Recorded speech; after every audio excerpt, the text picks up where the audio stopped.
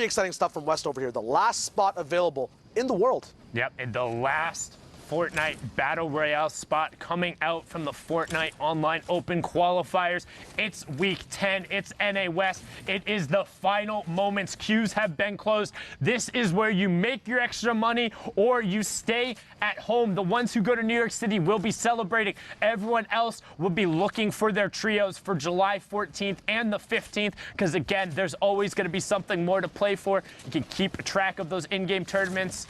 Got those coming up as well. I mean, I'm excited for that. I've been a big fan of all the trios, love the trio one-day mode, and I think, like, in terms of the map size, it ends up being where you get some kind of mid and early game contestants, but really, if you want to spread out the map and just loot, you can. So excited to see where that is, but right now, we're in the duos action, the final of it. We got Smoke Notch and Biles on board.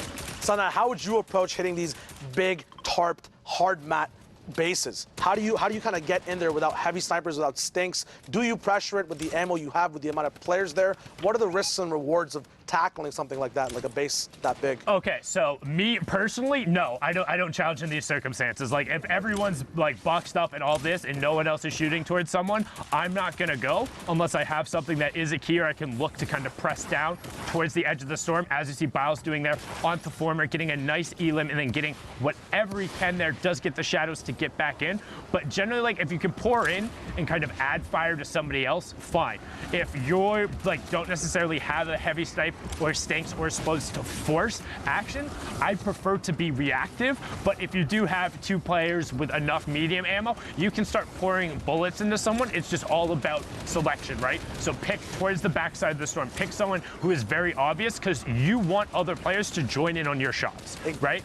Exactly. You need to have that balance of risk versus reward. Talking about reward, Epic Whale and his duo 4DR Storm at 93 points. The stars to qualify this week. Epic Whale could double qualify as well. Once again, we saw Calc and Macwood, recent duos who just switched up and then qualified on NA East servers. Right now, we have a recent duo that just started playing together as well, as Epic Whale did play with Silmat before, but is trying something new for week 10. And 4DR Storm qualified for the solos side. Epic Whale did as well. Decided to put it together, but Edgy and Centered are trying to do everything they can to deny that right now on the high ground. Only sitting on 60 points, so they're not going to be happy about that, but they're going to look to take away everything they can. They want to run it out as they knock down another player, pushing themselves closer to the top 15, trying to do everything they can. Rift into the sky, but he gets ticked over by Boop.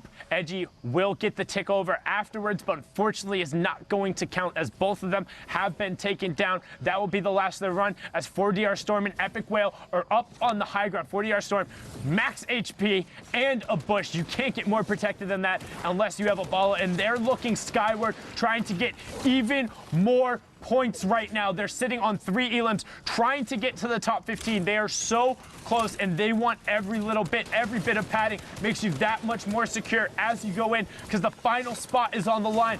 PK goes down, Kanuchi goes down. Nobody wants to be that last team full converted on in the last game. The rocket launcher goes out, and it is just chaos right now.